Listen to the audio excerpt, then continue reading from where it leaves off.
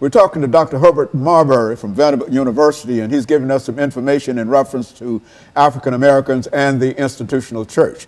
Doctor, let's see if we might be able to pick up during this final segment to talk about what I consider to be two very, very significant individuals that you've already mentioned, Dr. Martin Luther King and Adam Clayton Powell. And let's see what you know about those individuals and how they fit into what we're trying to do at this particular time. Right.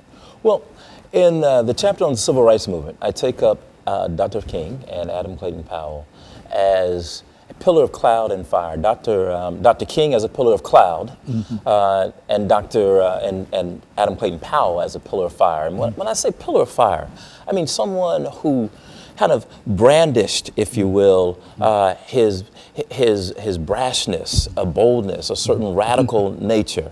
Adam Clayton Powell was very clear while he was in Congress that he called himself the baddest Negro in Congress. Yeah, go on. Right. and he flouted the rules. He didn't stomach segregation. He didn't take kindly to the kinds of conventions that made African Americans second class. And part it had to do with his upbringing, had to do with who he was, but it also had to do with, I think, growing up in Harlem. And he really was, I call him, a son of the Harlem Renaissance. He was the new Negro, as I understand it, that the Harlem Renaissance writers had hoped for. He started one of the first boycotts of the public transportation system in Harlem. One of the first sort of public service programs at his church at Abyssinian Baptist Church. And by the time he went to Congress, he was pastoring the largest Protestant congregation in the nation.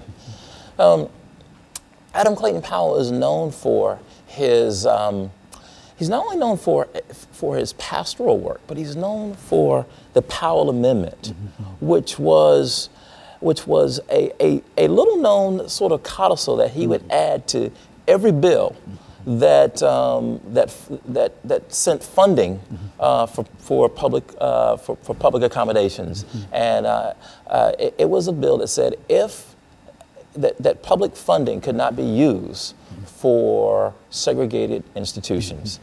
It angered Southern segregationists throughout the country, but it also angered African Americans because some of those schools were African American schools in the South. Although they were segregated, they were starved because they also needed the public funding.